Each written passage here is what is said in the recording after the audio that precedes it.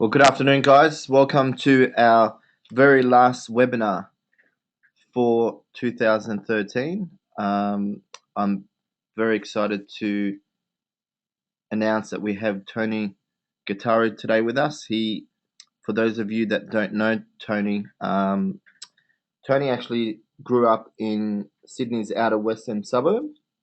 Um, Early on, he decided that obviously he didn't want to live an ordinary life like most of us, and graduated from the University of Western Sydney with a business degree.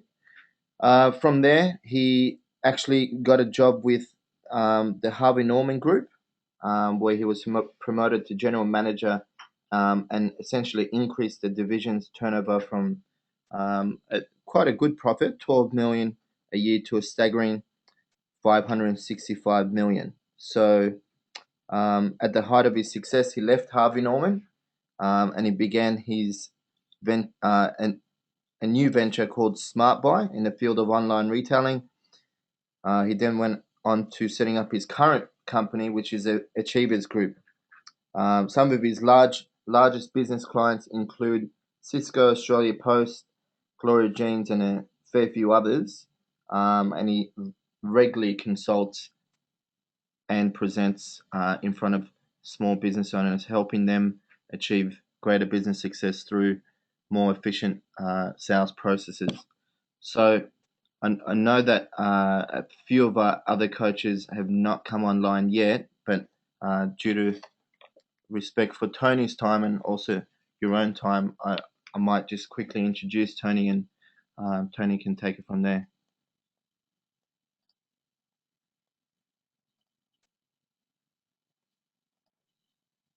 Tony, can you hear me?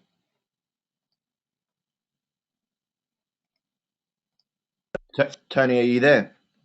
Okay. Yes, I'm here. Can you hear me? Yes, yeah, loud and clear. Hello. Oh, fantastic. I am so excited to be here. Alex, how are you? Very good. Yourself? Yeah, very, very, very good. Thank you for your time. That's all right. My pleasure. My pleasure. Now, So, what? Yeah, go ahead. I was just going to mention we do have a couple of coaches still logging in, so you may want to maybe start off with a brief introduction, and then we can take it from there. Yeah, well, I think you've given me a little bit of a bio. I was very, very fortunate when I was about 27 years old to go and see a guy called Jerry Harvey. Um, I actually wrote a report for Harvey Norman. It really was a funny way to get a job. I wasn't looking for a job. I was actually working for Johnson and Johnson, and I was supposedly in the ideal world of marketing, as every good marketeer wants to work for a fast-consuming, moving goods, because at university you're told that's where heaven is. So you need to work in these big, large companies that have huge marketing budgets. So I got there, and then one day a friend of mine rings me up out of the blue, and he used to, he used to. I used to work for him when I was going to uni, and I used to work in a department store called Waltons, which was a long time ago, and he was my boss. And he rings me up out of the blue, and he says, Gattari, you're one of those marketing people. Would you be interested in writing reports? We're not going to pay you because we don't think that we should pay you. But I'm working for this guy called Jerry Harvey, and we've come up with an idea that think we should expand our computer division, which was doing roughly about $12 million in Harvey Norman discounts. So he says, do you mind writing this report? And I used to love writing reports, like marketeers writing reports. It was all the typical waffle stuff, when you're 27 years old, everything has to be large. And it had all the pie graphs and the diagrams, and it had the Boston Consulting Group philosophy of marketing. And so I spent a good month writing this report in my spare time. And he said, look, what we'll do is to make it worth your while, I'll organise a meeting for you and Jerry Harvey. because Jerry was a bit of an icon, and even at that stage, you know, he was the maverick retailer that had started up this amazingly energetic young company called Harvey Norman Discounts that was certainly having enormous growth, especially in New South Wales, because they were open to trade 7 days a week, and the vast majority of their business was coming on a Sunday when no other retailer was open. And this is way back before they legislated the trading laws from a retail perspective. So I go there, and I sit down with him. I'm very nervous because he's a bit of an icon, and he starts to read the report, and he's very I could say he's very charismatic, and he's very direct in a nice sort of comfortable way, and he starts highlighting all the spelling mistakes that occur. So he just highlights all the spelling mistakes in the report, and I'm going, my God, what's going on here? And he says, look, what I'll do is I'll read it over the night and I'll come back to you.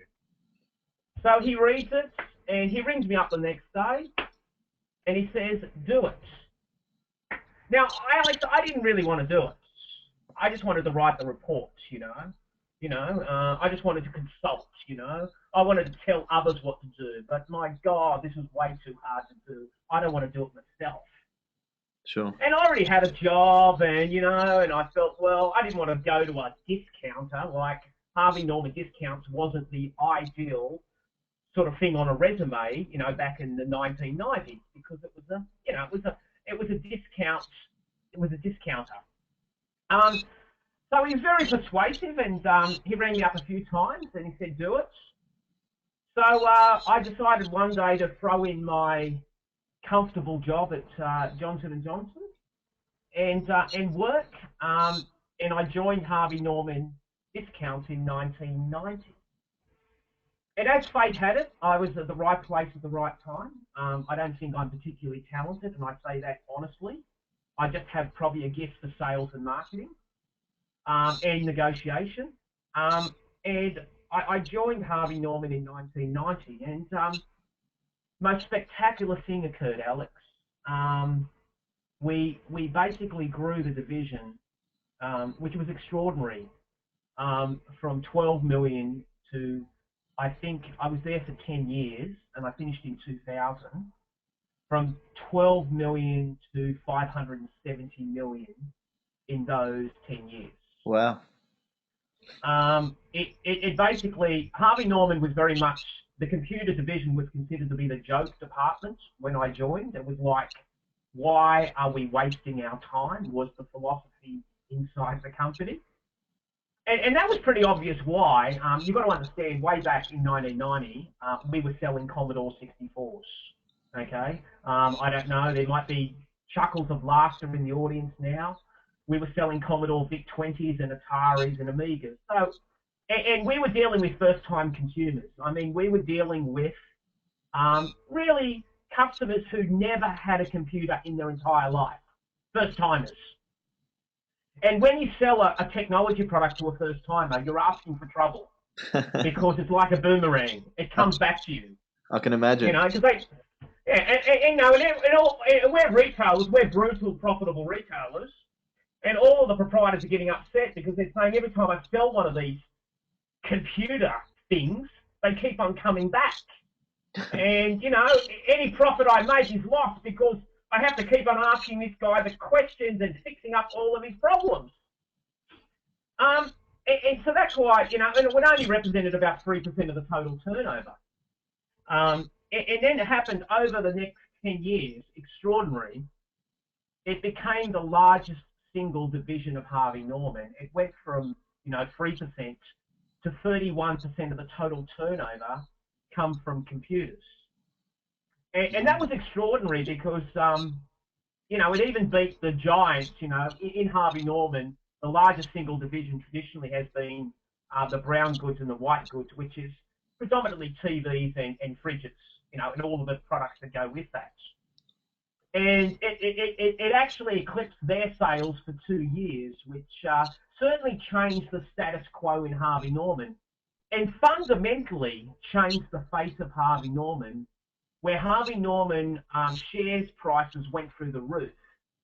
And it was then considered to be a very sexy technology audio-visual retailer that happened to sell a bit of furniture. And that was really the story of Harvey Norman. And, and you know, it's quite extraordinary when I look back at it. And I look back at it now, and I would say the fundamental difference, the fundamental success formula, if there were many success formulas, was that we could articulate our vision. We had an enormous vision. Our vision was to dominate the computer retailing scene. When we first joined, when we first started to sell computers, there was an enormous amount of resistance from suppliers. Suppliers did not want Harvey Norman to be successful. In fact, many of them basically said, we will never sell you a computer. We will never sell a computer to a discounter. At that stage, computers were predominantly sold through dealers. Mm. And, you know, I think Compaq and IBM loved dealers because they could control them. You know, they were, you know, divide and conquer mentality. And here we were, cowboys, coming in there saying, we want to sell computers. And it was extraordinary how much resistance there was in those initial stages and how we had to. And I think at the end of the day, what made us truly successful is that not only could we capture the vision of the consumers, but we also captured the vision of the suppliers. And the suppliers started to realise that these guys are fed income and genuinely serious about dominating this marketplace. And if we don't join them, we will actually lose. And within the space of about 4 years, we actually had all of the big brands under one roof. And we were the first retailer in Australia to sell Compaq, IBM, and Apple under one roof. And that was a pretty extraordinary achievement when there was so much resistance at the beginning. That's fantastic. Well, I think again, it raises the importance of having a very clear vision and a focus, because that, and a big enough reason why you want to do it in order to achieve what you want. So, Tony, if you don't mind, what I might do is I might just go through some of the topics that we're going to be going through today, and then I'll just hand it over to you if you want to share your screen, and then we can get started with the presentation. Yeah, that's great. Fantastic. So, as many of you would know, today is all about sales success. So, some of the topics we're going to be covering is why selling is about people and not products, the 3 golden rules of selling, the evolution of sales, so how selling has evolved throughout the last 5, 10, 15 years, why people buy emotionally, not logically, the 5 love languages, understanding the difference in people, and a whole lot more. And once Tony is done with the presentation, then if you're happy, Tony, we can open it up to some Q&As, or if you wanted to ask some questions along the way, I'm happy with that as well. I'll leave it up to you. Yeah, that's fantastic. All right. All right. So, all right. So, what was the first topic that we wanted to talk about? Well, those points that I raised just then, I took those points out of your sales success PowerPoint. Ah, you are so wise. Much wiser than I am. Okay. All right. That is absolutely fantastic. All right. So, can I share this with you because I'm actually a little bit preoccupied with something else at the moment, which I shouldn't be. I had this meeting for next month for some reason. So I'm just stalling as I put up my presentation. So bear with me, guys. I'm doing what every good presenter does. I'm actually winging it at the moment. Well, what I might do whilst we're waiting for you, Tony, if you guys have any questions in advance that you'd like to ask Tony, if you can just type that into your type it into that chat box.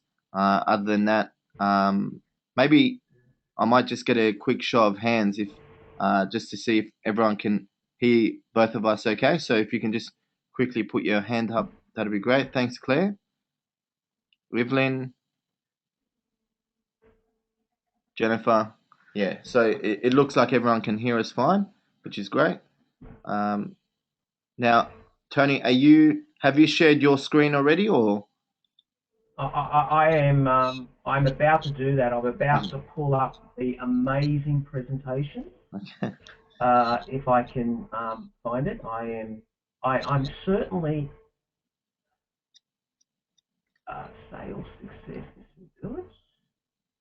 What I might do, Tony, I might just mute myself and I'll. I think I can. I just want to make sure. I'm going to show my screen now. I've got a little button towards show my screen, so I'm going to click on that. Sure. Can everybody see that? Um, Come on, share the love. we may just. Yeah, we can see it now, definitely. Okay, and there you go. You can see all of that, can you? Yep, perfect. This is insane. This is fantastic technology. Wow. Okay. All right. So we're going to talk about sales. Well, first of all, I love selling. And I think the reason I love selling is I never used to love selling. I used to hate selling. I used to hate the concept of selling. I remember when I was at Harvey Norman, I used to get quoted in the press as super salesperson. I think they did that because they felt that I could talk really quickly, so they assumed anybody who talked quickly must be in sales. And I used to hate the term. I really did. I used to hate, and I used to actually comment back to the journalists. And you said, look, you don't understand, I'm not in sales. I'm in marketing and negotiation. I'm in products, but I'm not in sales. And when I left Harvey Norman and started up my own couple of companies, I used to ponder on why I didn't like the word sales. And it really came to this amazing revelation that I had.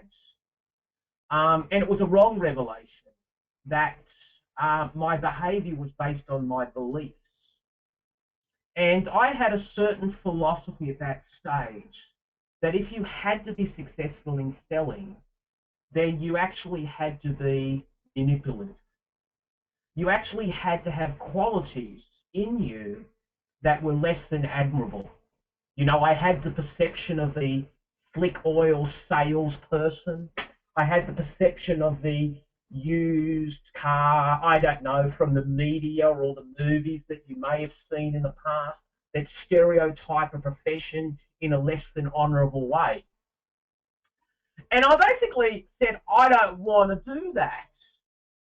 So therefore, I could never be successful in selling until I challenged my fundamental belief. Then it happened one day. As I started my business, and my own business was predominantly about, initially, it was about consulting and coaching. And, you know, and I left the corporate world with all of the baggage that the corporate world has, which is, you know, private school, 2 houses.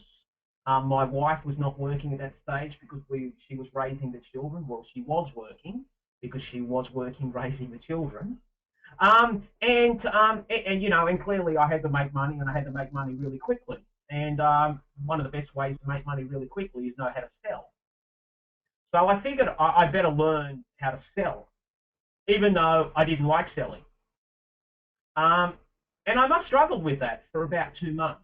And then one day, out of my sheer desperation, I think I trolled the internet, and I saw this guy called Jeffrey Gitomer. And he was a bit of a sales guru in America. And he basically said one thing that stuck with me. He says, you don't sell, you help people buy. And then I got it. I go, wow, I can do that. And I then changed my entire philosophy, because when you help people buy, basically you're not a pest, you're an invited guest. And my job was to passionately help people to provide solutions or to solve their problems for their business or for their life. And once I took that on board, wow, did my conversion go through the roof. It was extraordinary. I remember people going up to me and saying, whatever you're on, I'll take. And I actually believe that is one of the greatest single challenges. And hopefully you can see these slides, which actually says, where do you fit in asking? And it's an interesting slide because here is the sad statistics of the sales profession. 60% of salespeople, and we're all in sales in some way, never ask for an order.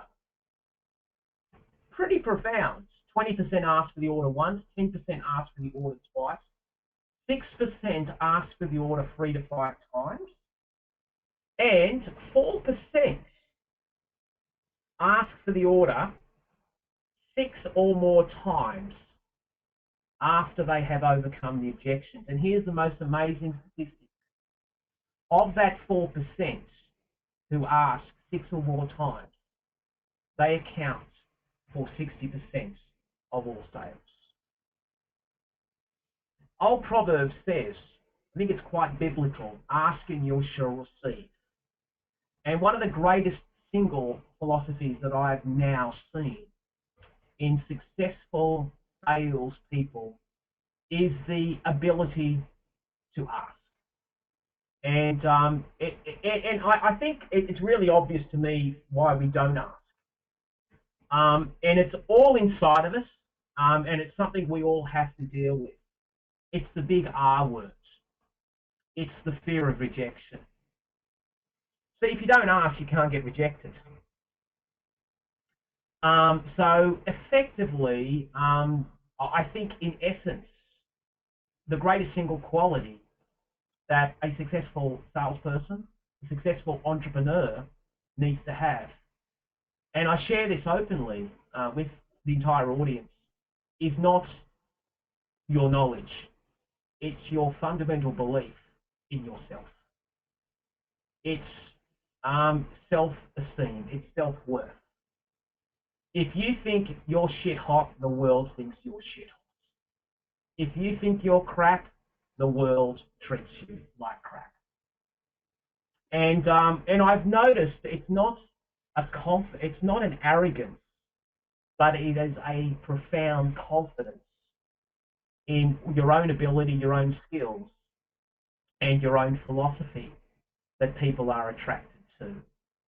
So I just wanted to share that with you because a lot of people say, well, is there a secret to selling? I don't think there's a secret, but I really do believe that it's an inside-out job in many ways. The couple of other slides that I just wanted to show you is that I wanted to, hopefully you can see this slide, just talking about the evolution of sales. And sales has changed a little bit. You can see the little man there, you know, going from the supposedly monkey to the evolution state. And I want to show you a couple of the models of how sales may be changing. The first type of sales is the traditional, some will, some won't, so what, who's next? And this is usually called the churn and burn. And I don't know if you've ever experienced this, and many of us have, where we receive a phone call at night from a outbound telemarketer, and it may not even be in this country. And their simple philosophy, and I've worked in call centres, I've seen how they operate, I have coached them, and it is a brutally hard environment because effectively they're on a pre-dial, so every time they hang up the phone, it actually makes a random phone call to another person, and they have a script on themselves, and basically they say the same script over and over again. And they are successful because the only reason they're successful is because they work on the principle of numbers and averages. And they work on the principle that sooner or later they're actually going to get a yes. But they have to go through an enormous amount of no's before they get to a yes. And it's quite obvious that even in Australia, when you speak to call centre operators who are doing outbound sales call, the average retention rate is as low as 3 months for one of those particular workers. And you can understand why, because I can just imagine the amount of rejection that they probably get and potentially abuse. And if you are in sales, I have a very simple philosophy: never abuse another salesperson, because what you sow, you reap. Okay. The next type of selling is relationship. And it's obvious to me that people do business with people they like. And I've had to speak to a lot of people about whether they've made the right profession in selling, because I just think they're really miserable. And I just think they've really got a really poor attitude. They're in blame, they're in denial, they make excuses, they're sad. And I know that people do business because they like you or they like to be like you. Effectively, you have to be, you have to be the light. And we are attracted to the light and we are repelled by darkness. So I think it's really important to build relationships. And I see a lot of people who think they're really good in selling, but they're not really good at selling. They're really good at relationships. Because if they ever move out of the industry that they're in, they tend to go back to that industry straight away, because their success has not been so much based on their sales ability. It's been based on the relationships they have inside that industry, which allows them to sell. So that's stage 2.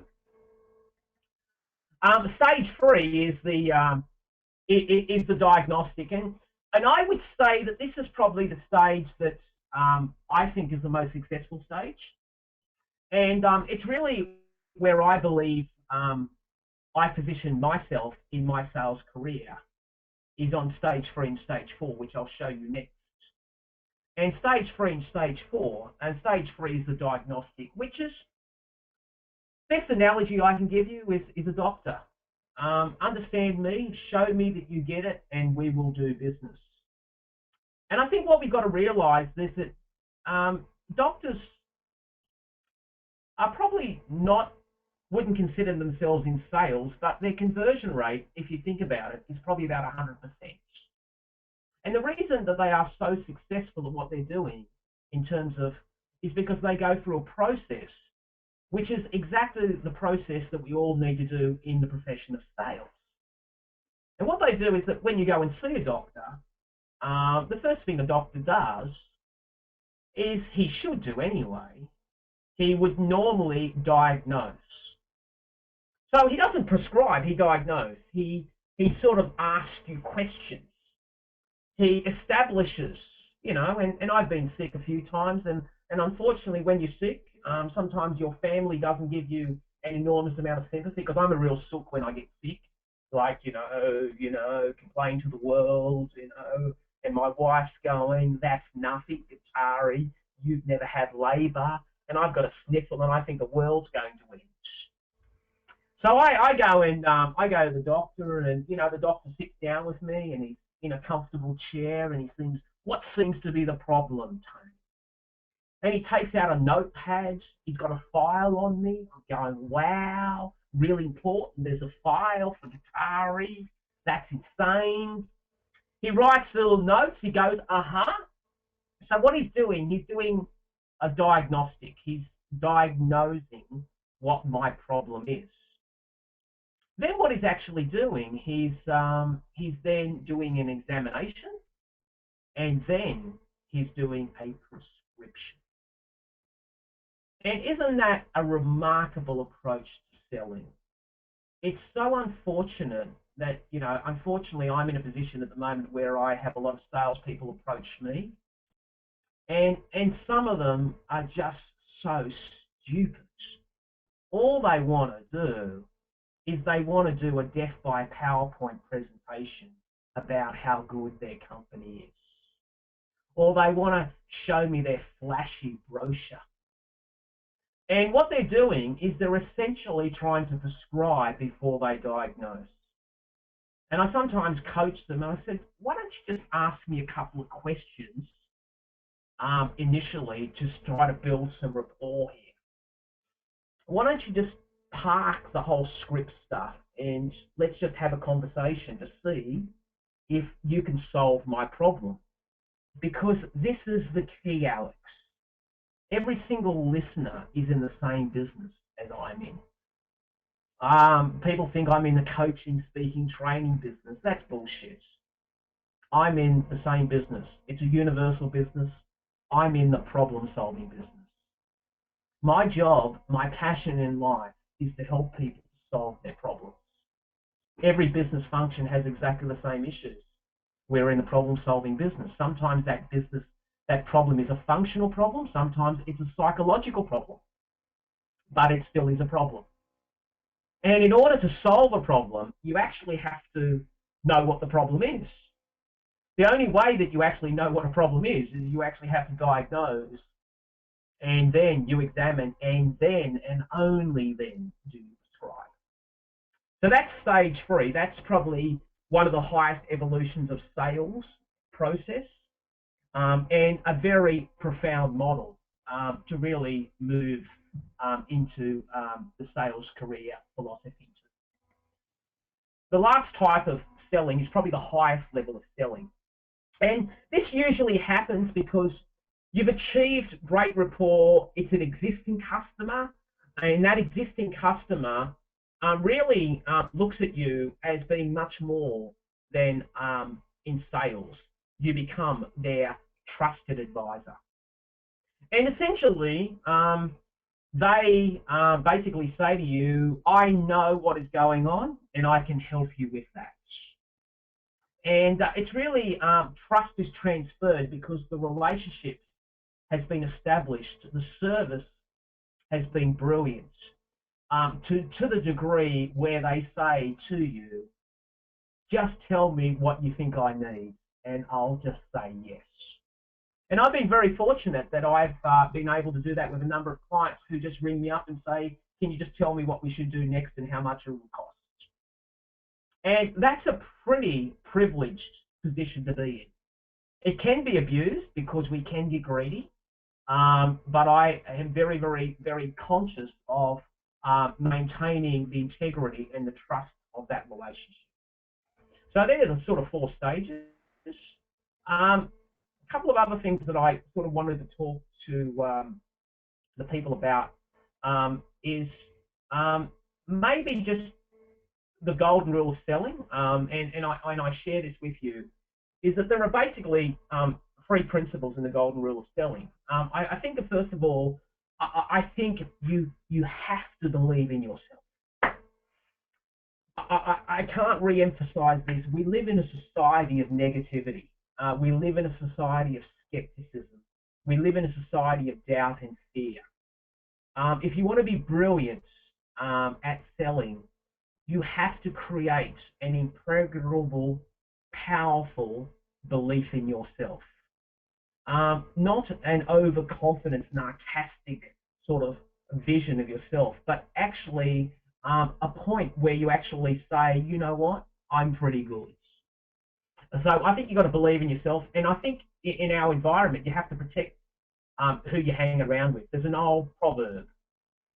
You can't soar like an eagle when you hang around with the turkeys. And I've known that many people, their greatest single challenge is that they need to separate themselves from some really bad weeds. And unfortunately, it could be their colleagues. Unfortunately, it could even be their relatives. Because sometimes I have to coach people on how to build a business. And they're moving from that transition from corporate to entrepreneur. And their greatest single challenge that they have is that their parents and their friends are saying, don't do it. Go the secure and safe route. Work for someone else. And they do love them. But they're actually holding them back by actually putting doubt into their minds. So I think you've got to hang around with the right people. I think you've got to invest in your own minds. Leaders are readers, earners are learners. And I can't tell you, if you had a look at my study at the moment, you would be amazed at the amount of books that I have. Like, I sometimes go into my study and I just sit here, and just by walking in here, I think I'm really smart because I've got so many books. And I think it's really important to actually invest in oneself on a continuous basis. I think you've got to believe in your product, and I think that goes without doubt. But you can't fake it until you make it, because I think the marketplace is changing so dramatically. Because in the past, pre-internet, you were the expert. Now, your customer may actually know more about the product than you do. And I'm going to tell you, if you don't know what you're talking about, they actually may know that you don't know what you're talking about. They may not tell you that you're an idiot, but they might say, just give us a brochure, we'll think about it. So I think it's really important to actually know your product. But I don't think it's belief is not enough. I think you've got to love your product. A lot of people say, well, why are you so successful in selling? You can sell ice to Eskimos. That is a lie. I can't sell ice to Eskimos. I can only sell products that I fundamentally believe in. If I don't believe in a product, if I don't believe in a service, then ultimately I am doomed to failure. Why? Because I can't transfer that emotion and that passion, which is the essential ingredient of making a successful sale. So I think you've got to fall in love with your product, and if you don't love your product, find another product that you can fall in love with. If you work for an organization where you've got inferior products, you may actually have to make this amazing career change, but also you might need to change your mindset regarding that. The other principle is you've got to believe in your company, which is either your own business or whoever you're working for. Great slide here. When people know that we care, they care about what we know. And I think it's a slide that I actually wanted to show with you on this is, I'll just go back, is not only that, but the next slide is selling is about people. It's not about products. See, let me, in all of my experiences, we tend to overestimate profoundly the logic of people. We think people are absolutely logical. I would fundamentally disagree with that.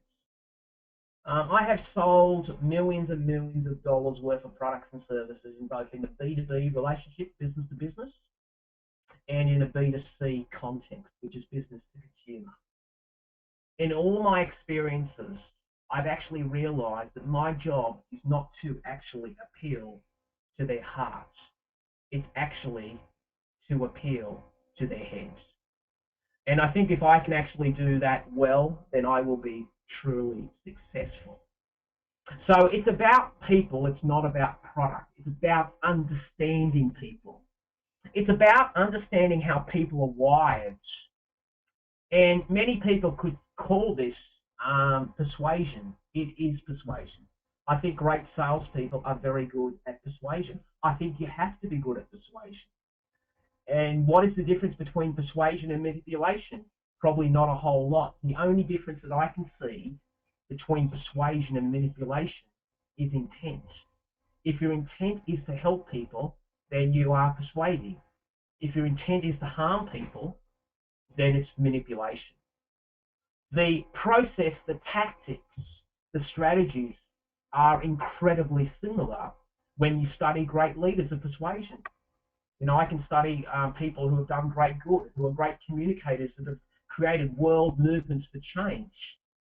And I've seen people who have created enormous misery in people's lives through their destructive habits. And in many ways, they have used exactly the same technique. It's just their heart has been different. Couple of things that I just think would really sort of talk to you about, and I think Eric, I think Alex, we talked about this, is we talked about the 5 love languages. And again, I share this with you. Um, for a long period of my life, I had some challenges in my marriage, and I would say that I could run a business, but I found marriage quite difficult. And I found, and as you do, when your marriage is not going well, you go and see a marriage counsellor. And I remember me and my wife, and we're still happily married now, and we've sort of mended those ways. But I remember me getting a great book that the marriage counsellor gave to me called The 5 Love Languages by a guy called Gary Chapman. And I read this book, and as I was reading this book, and I said, wow, this is such cool stuff. And it basically said that each one of us, we may actually have a different love language. And the reason that my marriage wasn't going well is because what I needed from my wife was different than what she needed from me. We had different love languages.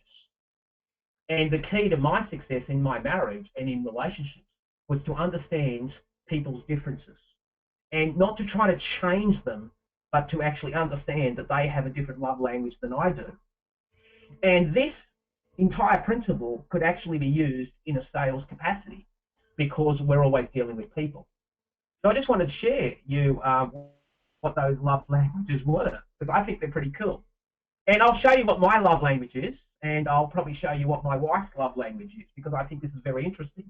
The number 1 love language is the giving and receiving of gifts. Now, this is my daughter's love language. Unquestionably, my 18-year-old, 17-year-old always says to me, Dad, what are you going to bring me home when you come back from overseas? So I just wanted to share that with you, because I think this is a really cool device here of the giving and receiving of gifts.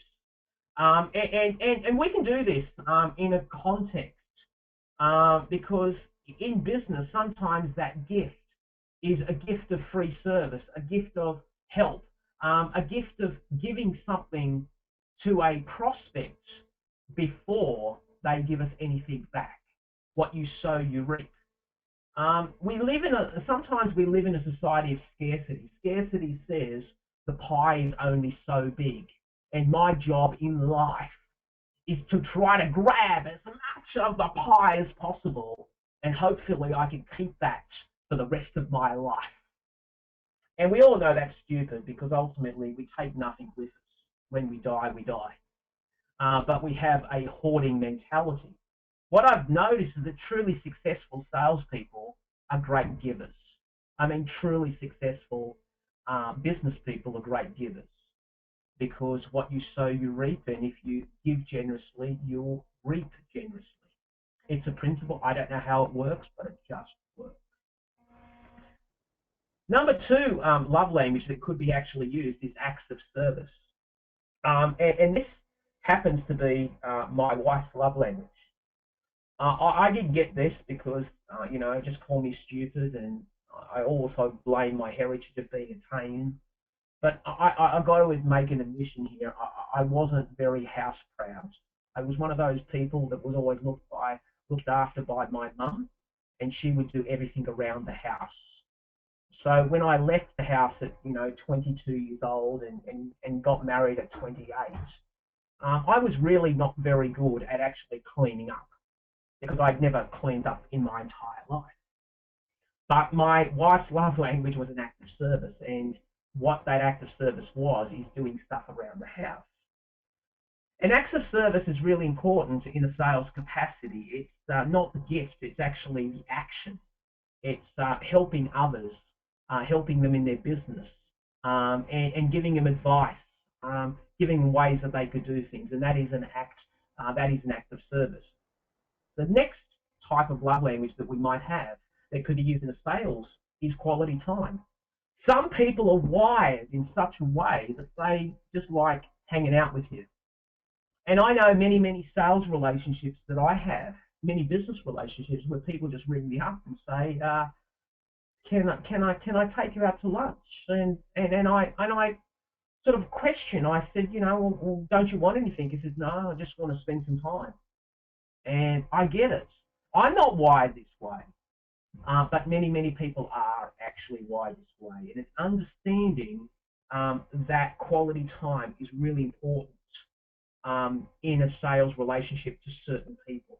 Number 4, and I wouldn't suggest that you do this, is a physical touch. Now, this is much more in a relationship perspective, but physical touch is in a sales relationship is not necessarily where you touch people, but it's also the camaraderie. It's the patting on you know, I've got a team member and I've got a sales team, and some of those sales teams, I motivate them by just, I don't know, sometimes I'm a hugger and I hug them and I go, congratulations, well done.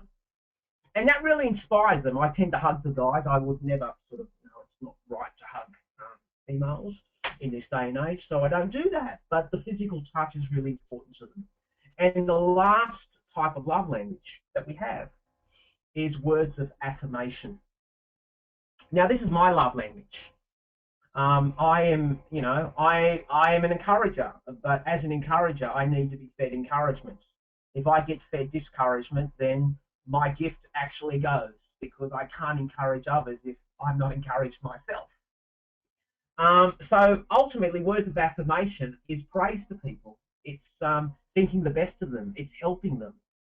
And I think those love languages that I've just mentioned are so vitally important in sales and business relationships. But the key here is to understand your prospects and your customers' love language, and understand and come to this acceptance that their love language might be profoundly different than yours. Because, you know, because we tend to have this tunnel vision of what I like, others must like. And really, that is so narrow thinking. It's absolute blindness to think that way. And this slide here is, I think, a great slide, because I think, in essence, this is one of my favourite slides. It's got a little emotional bank account. And as you can see, and you know, a bank account is, you know, I try to withdraw money from a bank account. But you can't withdraw money from a bank account until you've deposited money into a bank account. If I take that philosophy, then effectively, I've got to look at every customer, I've got to look at every prospect as a bank account. And my job is to emotionally deposit into that bank account in the early stages of that relationship. And the more dollars that I actually put into their emotional bank accounts, and in many ways, when I see a person, I actually see them a bit like a bank account. I know it's really weird, and my job is to build up that bank account. And what happens is that when I deposit emotionally into this bank account of this prospect or customer, the most amazing thing occurs, Alex. It is extraordinarily easy to withdraw. It is so easy that they actually say, when are you going to take the money out of the accounts? And here's where I think the sales profession falls down. The sales profession in the past has fallen down because many people try to make the withdrawal too early. Example, recently I just bought a new car, only 2 weeks ago. I bought a fantastic new car, and I've got to admit, I didn't enjoy the car sales process because I had a few car dealers ring me up because I sort of posted it out there and went to about 6 dealers. And you know what the most amazing thing was? They made no effort to deposit emotionally into my bank accounts. All they were trying to do is use these high pressure bullshit techniques of, okay, I'm just checking, we've only got 2 of your cars left, and if you don't buy this one, you're going to miss out. And I remember the first phone call I made, this is what this young punk tried to pull on me. And I'm going, you are absolutely, I'm willing to spend 50 grand here, and what you're saying to me is you're not even willing to actually deposit into my emotional bank account. You do not even deserve my business. So I think sometimes we try to withdraw too early, and this is how we withdraw. I'll match anyone's price. That's not a sale. That's a giveaway. Anybody could sell that way. People who sell on the lowest price, I don't even consider them to be in the sales profession. So that's the first time. Then we try to make, or they try to use some high pressure, technique that they probably read about, or some sales trainer has said, this is the magic formula of how you close people. You don't close people. You open people. You open them correctly, the close is a natural extension of the quality of the opening. Now, the other side of the story is that a lot of people, unfortunately, they deposit really well. I mean, they're great. And I've seen these people. I've trained these people. I said, you're magnificent. And I look at their figures and I go, why aren't you doing better? And I come to the conclusion, and they come to the realization, it's because they never ask for the order. That's what stops them. They are brilliant at educating the customer. They are brilliant at servicing the customer. They are brilliant at actually giving the information they require. But for some reason, and sometimes it's an issue of self-esteem, sometimes it's an issue of, I don't want to feel as though I'm high pressure. They don't ask for the order. So, and what I wanted to show here is that the essence of sales and marketing, in my opinion, and this could be used in marketing, is essentially is to deposit and withdraw in the same process. It's to shorten the cycle, because I think people are incredibly disloyal, and I think it's a natural of our society. But it's to actually ensure that you know how to deposit well and you know how to withdraw well, and you are comfortable in both of those quadrants. And it's interesting how sales and marketing can't really be separated, because if you look at marketing, marketing predominantly is one of the devices that we use to deposit emotionally into the bank account, and the sales is actually the withdrawal. So it's great to say I'm fantastic at marketing, right? And, I've got a lot of mates who have got great websites, but they can't sell. So I'm going to myself, I don't get this. You are fantastic. You've got a great landing page, but someone still has to sell. Who does that? And it's me. And I said, how are you going? Oh, I'm not so good. And I said, why? Well, I've been to every seminar. They've told me how to create programs. Your issue is not actually generating a lead. Your issue predominantly is actually taking that lead and turning it into a sale. You don't need more marketing training. You actually need some sales training. So it's really important to have an understanding of this amazing concept. Some other types of things that I just wanted to share with you is the 4 different types of salespeople. And we talked about this before, but I just wanted to share with you what I've seen and what I've observed. The most basic, form of salesperson, and these sort of people is the order taker. Now, I call it the Macca's worker, because my daughters, both of them, have worked in a fast food franchise chain. And I remember that, my eldest daughter, who was 19, when she turned 18, she used to get less shifts, so she wasn't rostered on as often as our 15-year-olds. And our 15-year-old used to say, oh, they must think I'm a better worker. And I said, Ellie, I'm not so convinced of that. I just want to give you a beautiful reality.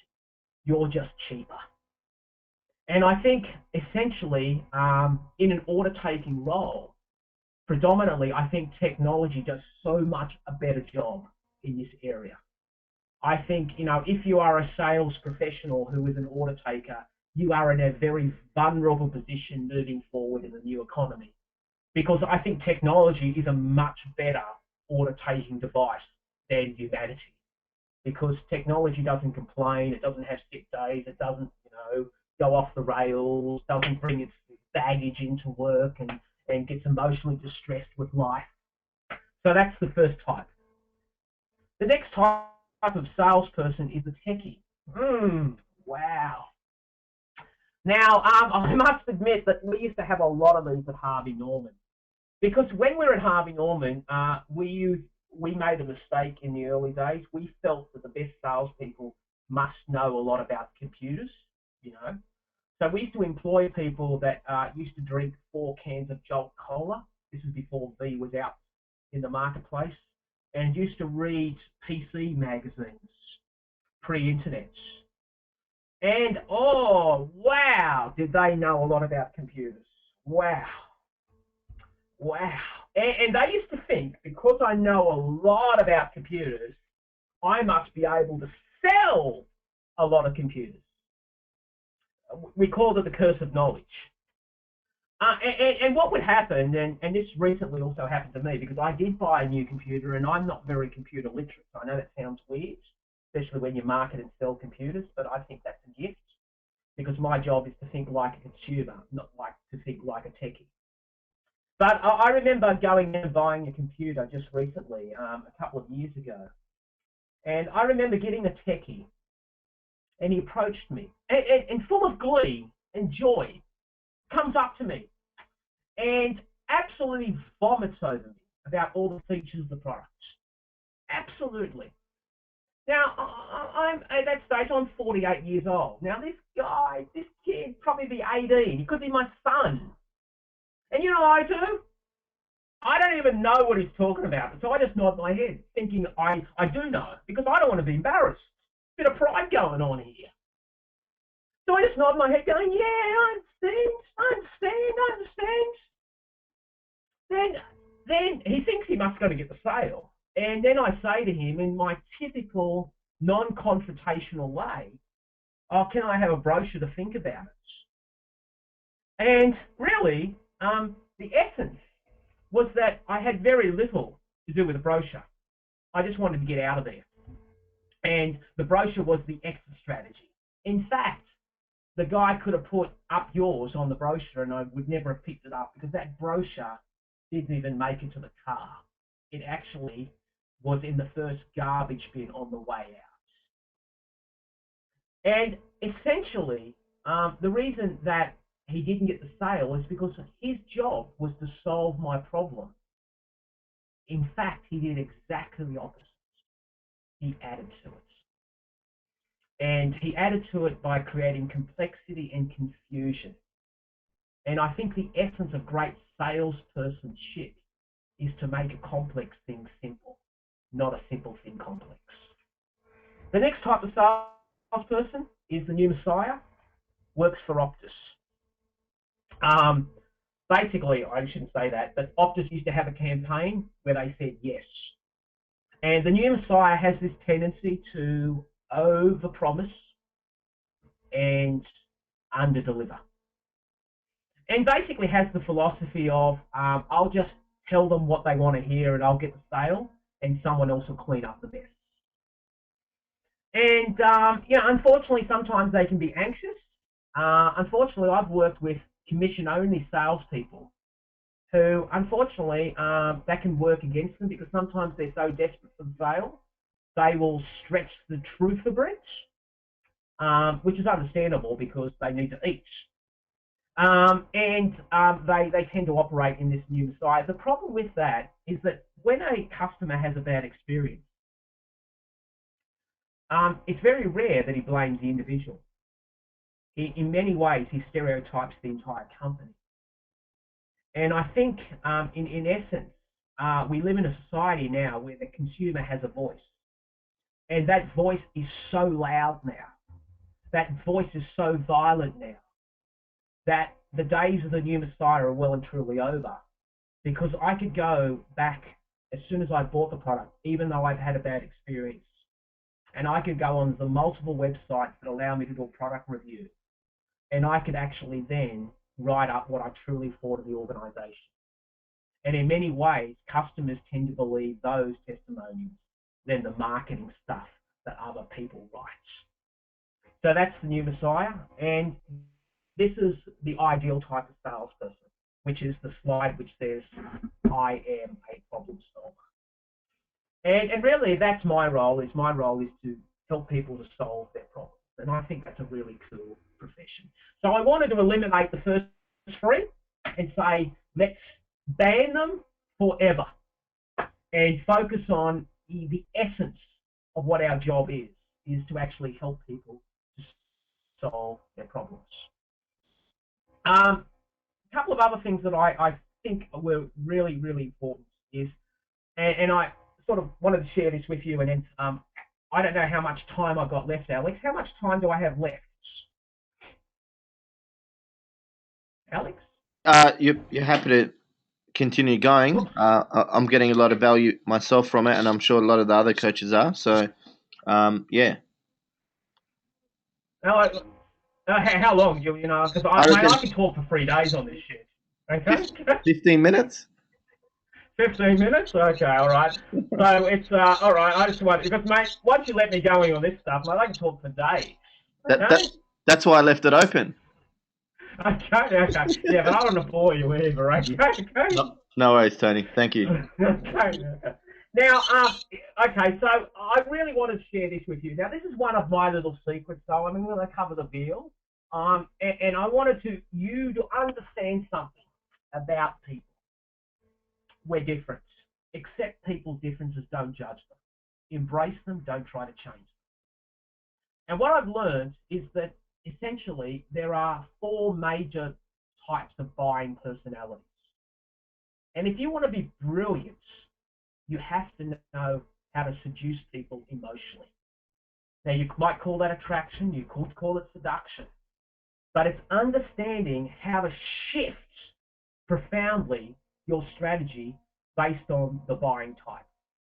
And what I wanted to do now is I actually wanted to show you the four major buying types of personalities that we all come up against with. And I want to show you what is the appropriate strategy to use on this buying type. And I want to warn you that sometimes a lot of the sales training comes out of the good old US of A, and God bless America in all its glory. And I've noticed that they tend to distinctly focus on probably only two of the types of buying personalities because there seems to be more of those types in America. But we're not Americans, we're Australians. And we certainly, I consider to be important to understand all four different types and to really modify. It's almost like you're playing a game of chess here, where you're trying to understand the buyer before you apply the strategy. So let's go through what those four are. Let me just go up to, and I'll go back to this because I want to, first of all, show you this slide. Hopefully you can see this slide. And basically the slide says that on the top here, there are those people who are outgoing, okay, and there are those people who are reserved. Now you can call that another terminology, that's called extroverted. This person is extroverted, this person is introverted. I am myself, just definition, extroverted. Okay, and on the other side, on the horizontal line, you've got those people who are task orientated and those people who are people orientated.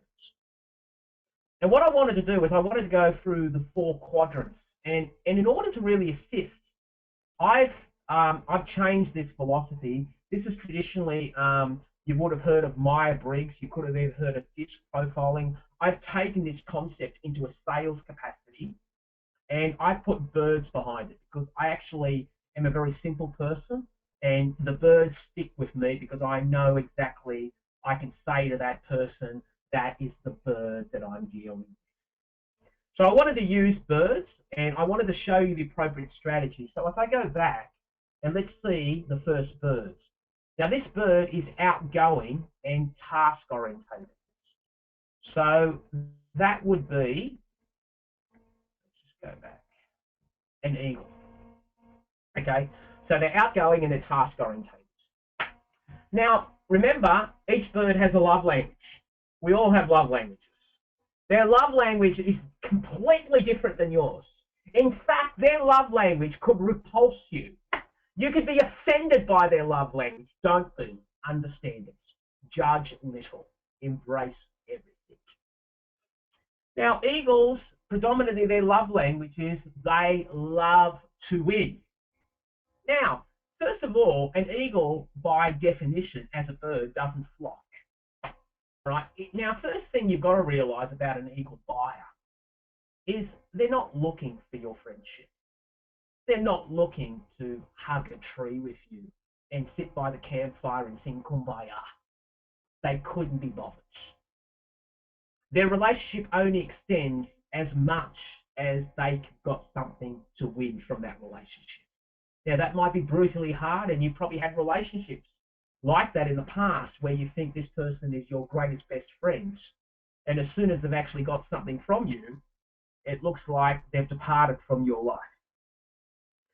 Yeah, and eagles have that quality in them.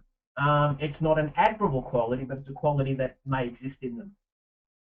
Now, eagles love to win. Now, if they love to win, if you are selling to them, you've actually got to give them a reason to win.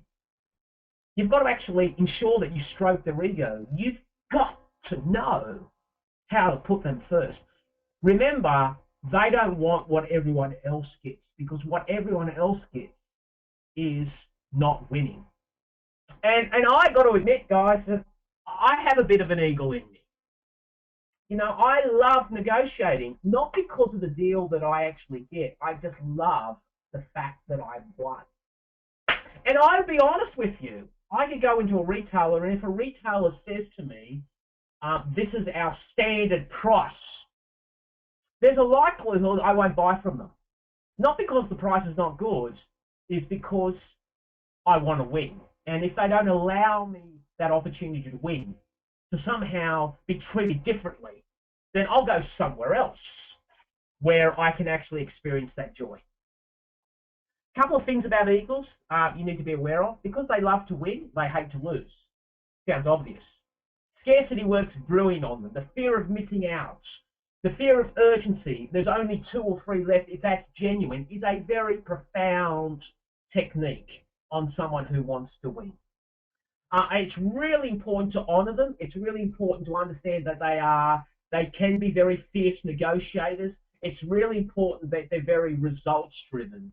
And it's really important that they can be very direct, they can be very sharp, they can also be considered to be arrogant, pig-headed, direct, decisive, and incredibly focused on bottom line results. Personally, I love them. Why? They are one of the quickest people to get to say yes.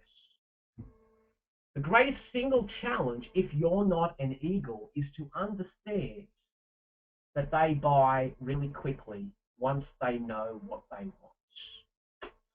And one of the great tragedies is that we sometimes think, oh, I wouldn't buy that quickly, so therefore no one else will. I've seen eagles buy in 5 minutes flat. I mean, sizable purchases in 5 minutes flat, if they've got the right deal.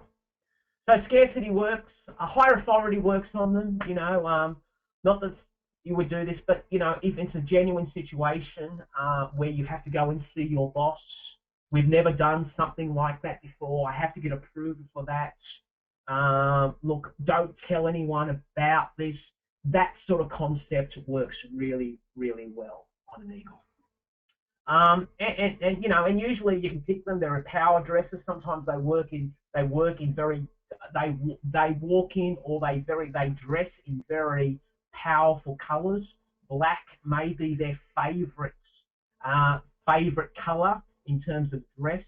If you are going to see them in their office, they usually have the biggest office. Their office is not, you know, conducive to lots of meetings. They tend to be looking at their watch occasionally. How long is this going to take? Do not do death by PowerPoint to an eagle. It's not about a presentation pitch. It's about helping them to solve their problems. So that's an eagle. Next type of individual is a peacock.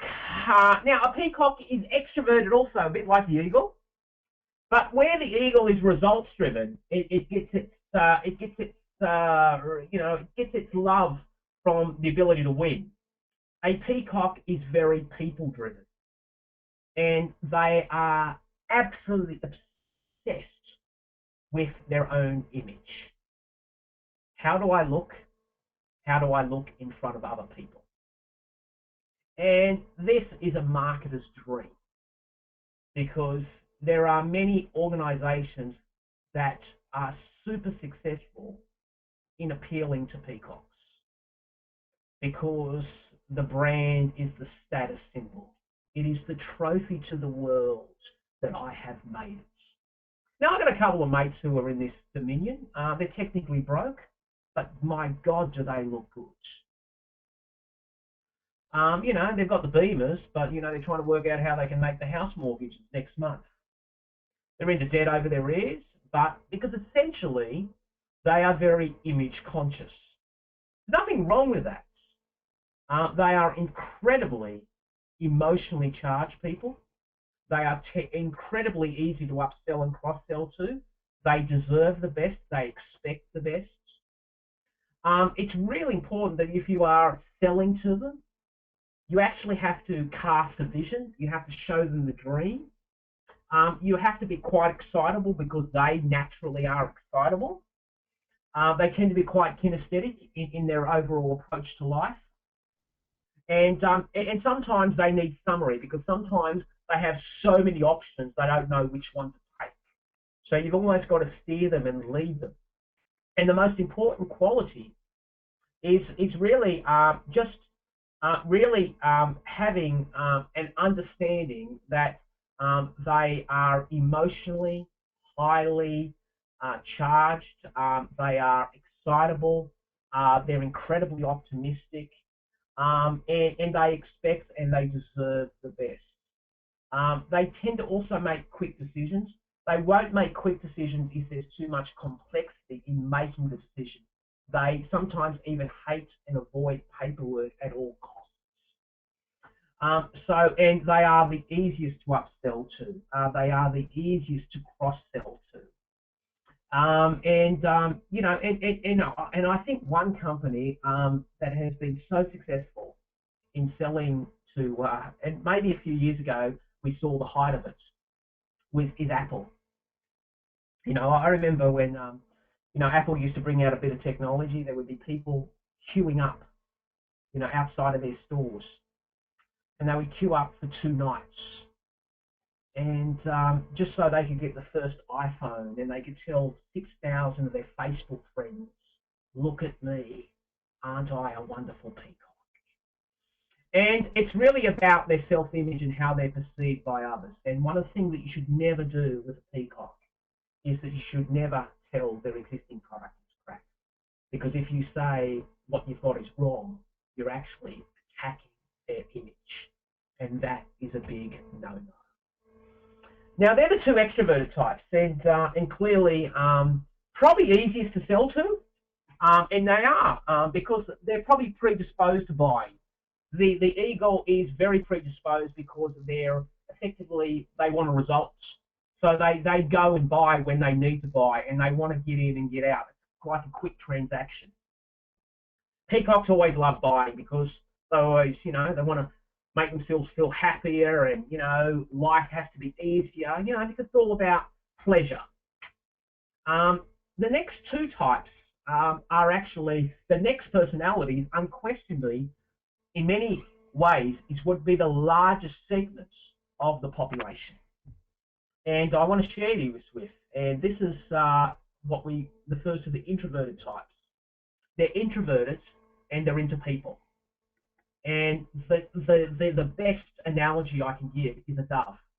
Blessed be the peacemaker. Now, the dove's love language is where the eagle is, I've got to win. Where the peacock, it's all about how I look, and how I look in front of other people, and the names and the brands that I've got. The dove, it's about security and risk reduction. And it's extraordinary. One of the best things you could actually say to a dove is, this is our best seller. This is our most popular. Why? Most popular lead means conformity. Conformity must mean, if it's okay for everyone else, it must be good. Doves do not want to lead, they want to follow. And in fact, they tend to follow what others are buying because they consider that what others are buying must be good. It's pretty obvious to me that Telstra, has a lot of doves, and Commonwealth Bank has a lot of doves, and many brands operate on the principle of size and scale must mean security. Things like risk reduction strategies. In marketing, we've heard of the risk reversal strategy of offering a guarantee. A guarantee is incredibly attractive to a dove because a guarantee, in fact, reduces the risk for a dove. And that's really important. Now, how do you sell to them? First of all, be genuine, be honest, be truthful. Probably if you are more extroverted, just tone down your extroversion and actually just be a little bit more caring, a bit more humble, and speak softly and gently. They tend to be the best listeners, but don't get confused by their listening as a signal of buying. They listen to everybody. They are so polite people. They're the politest people you've ever met in your entire world. So a lot of people, they go in and say, oh, I've got 6 meetings. And I say, well, are they 6 meetings with eagles? Are they 6 meetings with peacocks? And are they 6 meetings with doves? And if they say doves, I said, that's really good. They didn't have the courage for you to say rack off. Okay? Doves can be incredibly polite, and you could actually be misguided because sometimes you phone them up and they say, give me a call next week. They really don't want you to give them a call next week. They just can't say no. And sometimes the greatest thing that you've got to do is actually ask them the profound question, hey, John, I'm really happy to see you next week, but I just want you to clear something up for me. Just genuinely, please tell it to me. I can handle rejection. Are you really interested in this product, or are you hoping that I don't ring up next month when I say I do? That is a really good question to ask. Because there is so much wastage in the area of selling. Don't mistake movement for achievement. You can be busy doing what? So, and I think the best approach in doves is to really have that approach of not trying to oversell them. Don't use any sales techniques. Realize it's about consistency. Realize it's about security. Realize it's about order and structure. Go through certain stages, inch by inch, inch. Low commitment initially will lead to more and more moving forward as that relationship actually develops. And I'll give you the last one, and then we'll sort of finish it up, and then I'll just open it up to the floor, is the owl. And the owl is their love language. Now, they still kill. They're a bit like an eagle, but they kill at night. They're introverted, but they're into results. And their love language is facts and details. Really big facts and details. And they can be incredibly difficult because they do analysis by paralysis. They tend to be a little bit doubting. They could be what is considered to be the doubting Thomas. I've already got what is good, so I don't need you. And they tend to be very factual people. They love reading the brochures. They love reading the technical stuff. In fact, so much so that they will actually ask you questions about the technical stuff. They will find the spelling mistakes. They will dot the I's and they will cross the T's like you ain't seen. And many people in sales get really upset with these people because a lot of people in sales aren't this personality type, because this is not an ideal personality type to be in if you're in sales. Usually owls are not brilliant at selling because they're perfectionists, and by definition, they can stall a sale because it's not all in order. And they are perfectionists. And I think we get sometimes frustrated with them because it takes so long for them to make a decision. In fact, I know many owls who I have been speaking to on other matters where people make a decision in one day. These people are still pondering on it over for 3 years, which is insane because everything has to be perfect.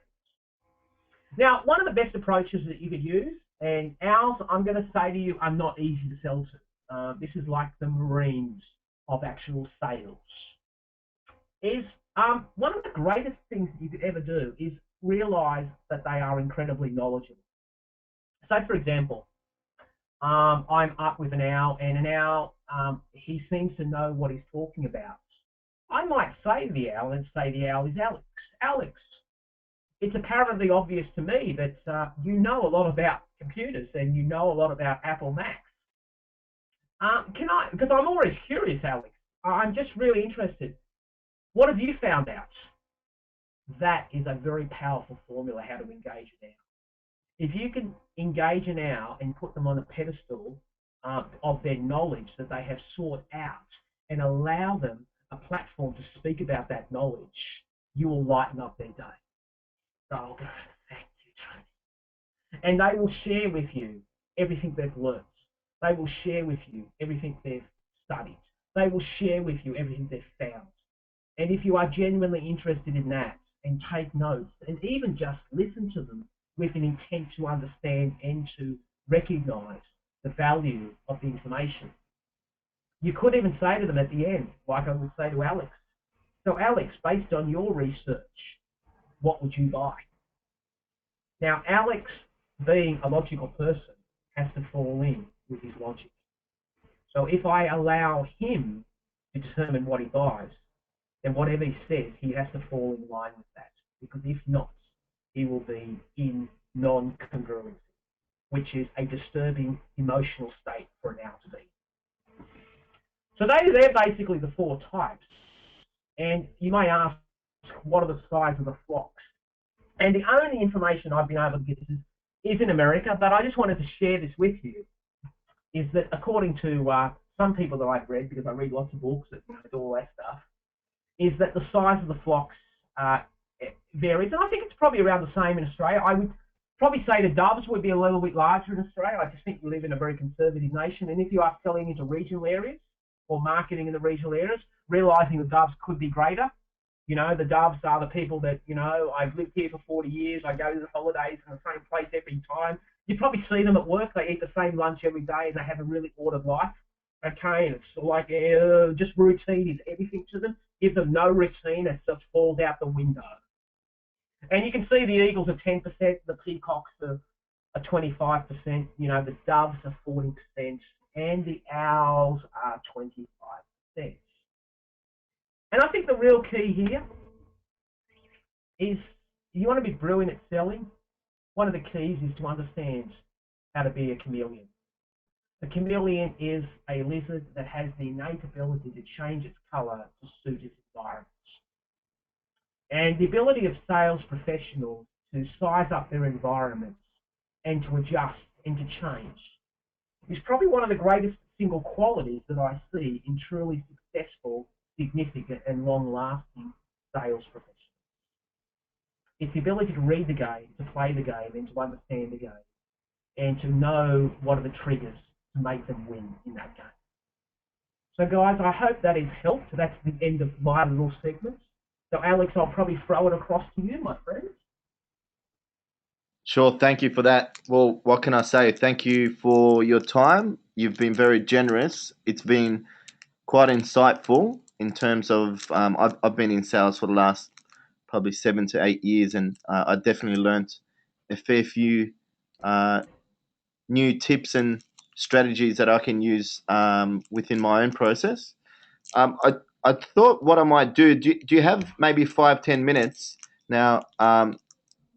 Usually our coaches are a little bit shy with questions, but I might just open it up to some questions and see if coaches. Here we go. So Claire's just asked us. No, she's just thanking us. Said it was a wonderful webinar. Well, I'll start off the questions. Do you have 5 minutes, 5-10 minutes for Q&A? Go for it. Great. Well, this one is more particularly around the four personalities that you just mentioned. So, how do you, as a business owner, or even a salesperson, let's say, how do you quickly identify which one of those four a potential client is? Okay, well, it's a good question. Let me go back to one of the slides. First thing I do is that I instinctively, I've got a whole sheet on this, so I can share that sheet with you and can send it to all the coaches. But effectively, rule of thumb is I first of all establish very quickly if they're an outgoing or a reserve person. Okay? And usually that's easy to pick up. Outgoing people are not just outgoing in their language, they tend to be outgoing in their clothes. Sure. Hey world, look at me. Okay? They wear really bright colour clothes, standout clothes, got pink hair. I look at their cars sometimes. That really helps me a little bit. You've probably seen the cars at street lights, and you see the guy with a low profile. He's got all the lights around. He's got the windows down, and the music's blaring up. Okay, it's hey world, look at me. Okay, if the guy's actually been in the gym and he's been on the juice for a lot, he wears a really tight body shirt. Then I'm figuring, he's got some image stuff going on there. Okay. So the first thing I do is establish if they're outgoing or reserved, and usually I can pick that up within about a minute or so. The next one is actually the more important one is whether they're task orientated and people orientated. Now, usually I'll have a really good feel for that when I start to have a conversation with them. And if they're very direct, almost rude, I mean really hard hitting, smash your back, almost don't know me but really direct and really scarce for words, then I would tend to focus on the eagle. If their language is a lot more excitable, high-pitched voice, a lot of body language, a lot of the hand movements, then I'm going for peacock. Now, if they're reserved and they are really good listeners, they are incredibly polite, incredibly apologetic, then I'm going for doves. And if they're a little bit more reserved and almost very doubting, almost very reluctant to have a conversation with you, then I would go with the owl. The other way that you can pick it up, Alex, is sometimes you can pick it up by profession. For example, if I know that you're an accountant and you've been an accountant for the last 22 years, what type of bird do you think an accountant would most likely be? An owl? Absolutely. God help you if they were a peacock. Because your books would be done like golden books. So they're going to be an owl. Okay? They're going to be an owl. They're always going to be an owl. So I know that by asking them questions. Like I would always ask, hey, just out of interest, what do you do? I'm trying to get a feel. Now, if the guy says I'm an entrepreneur and I run 6 businesses, I'm probably going to go eagle. If he says, oh, I'm in sales, I'm in sales, I do outbound selling and I'm on the road a lot, I'm probably going to go peacock.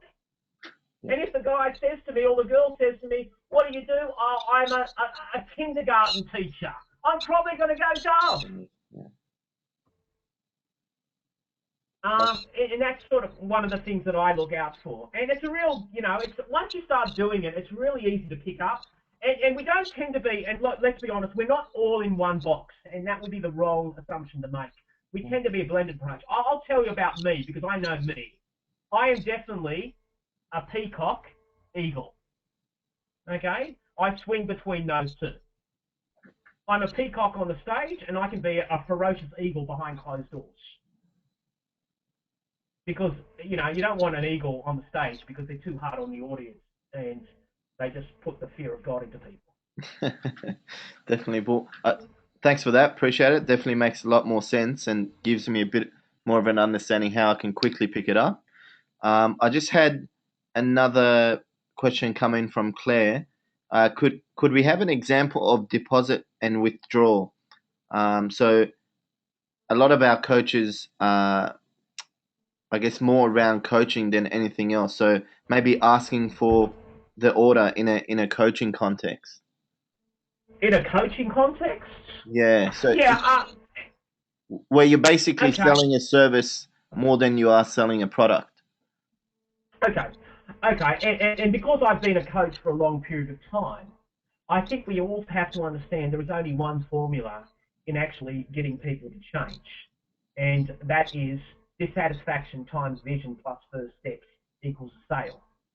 And I think one of the things of this is that essentially depositing in a prospect some of the strategies of depositing would be okay. John, before we start, it would be great if I could actually just do a business health check. Look, I'm really not here to sell you anything. In fact, I choose not to because, clearly I want to know if I can actually help you in your business. So what I'm willing to do is let's just park all the garbage of the brochures and all the business cards and let's just park that. What I want to do is I want to invest 45 minutes in you. And I'm going to ask you a couple of questions and I'm just going to take lots of notes. And at the end of the conversation, you and I will actually start to work out if there may be some opportunities I can help you, because I don't even know if I can help you. And I don't even know if I want to help you because it's a two-way street. And what I'd like to do is just spend that 45 minutes. And then at the end of the 45 minutes, then we'll establish what those next steps are. Now that to me is depositing. So I'm depositing 45 minutes.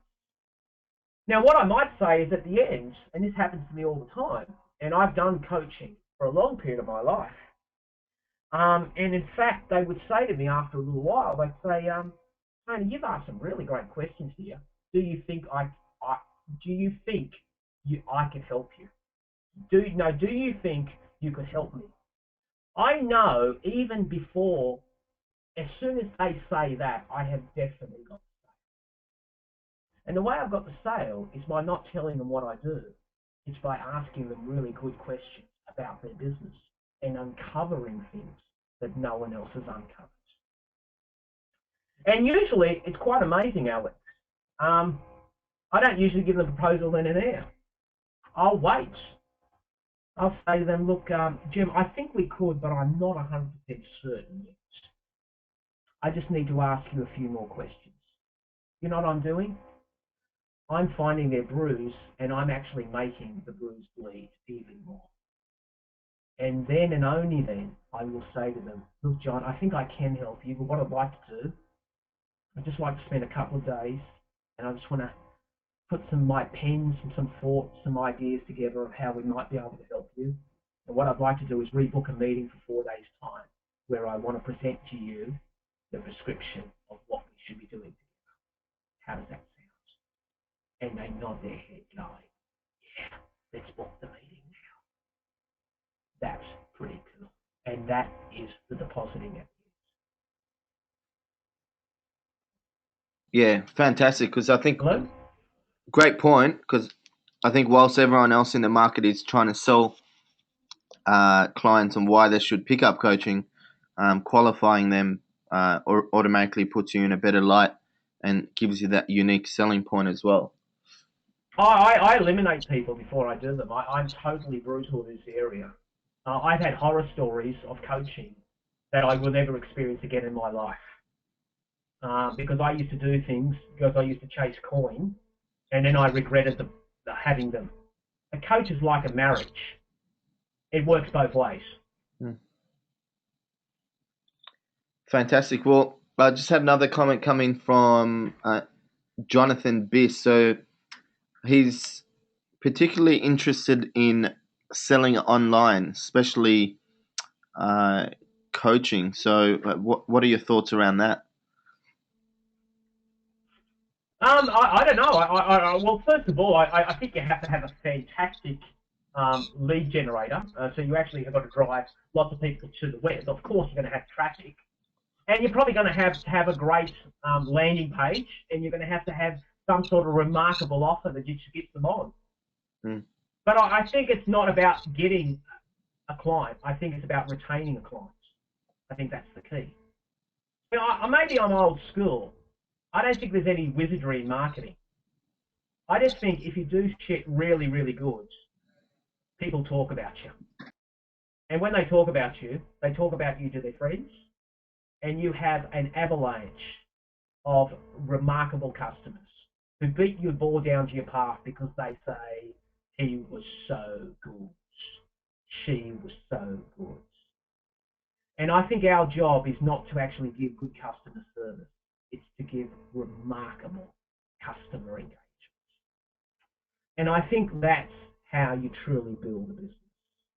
Because business is not about getting a sale. It's about getting a customer for life. So that's my only philosophy. And, there's all wizardry of how do you get a sale, but a sale, if it doesn't lead to anything else, is a hard life because you have to get more sales and more sales and more sales. What you want to do is you want to build the herds, feed the herds, and then milk the herds. Because I think the herd will feed you for life. If you look after the herd will look after you. Fantastic, Tony. Well, I think that's all the questions for today. Again, thank you for your time. Much appreciated. The knowledge and the wisdom you've shared today, I'm sure, will impact a lot of our coaches and their coaching practice. So, yeah, any final words before we finish it up for today? No, not at all, Alex. Thank you for having me. And yeah, all the guys, just all the best. And thank you very much. Fantastic. Thanks, Tony. Cheers. Bye.